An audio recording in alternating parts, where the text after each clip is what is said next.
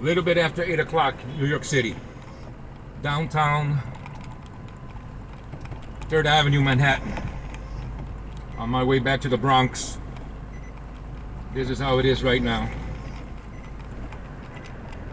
It's about 3 inches now. We're expecting maybe another 9 to 10 more inches. Boy, everyone is going home. Hopefully everyone will be getting home safe.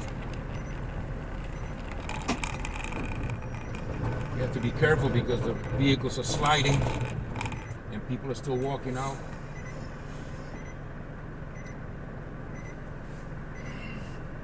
This is how it is in New York City every year. We don't get that much snow in one shot.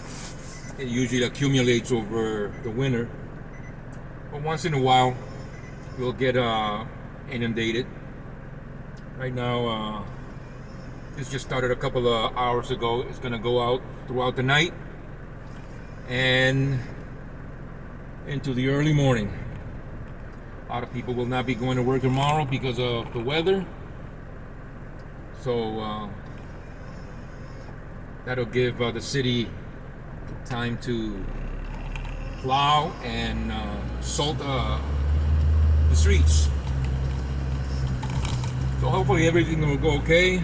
I still have to go and take my truck in, then go ahead and go catch the train and then the bus before I get to where I'm staying. So we are going uptown to the Bronx. We're downtown in the general. This is Upper Manhattan.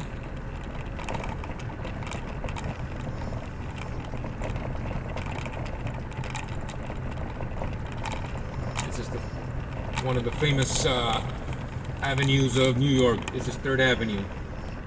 We got 1st Avenue, 2nd Avenue. Then we have Lexington. 1st Avenue, 2nd Avenue are to our right. To our left, the next one will be Lexington Avenue. Then after that will be Park Avenue.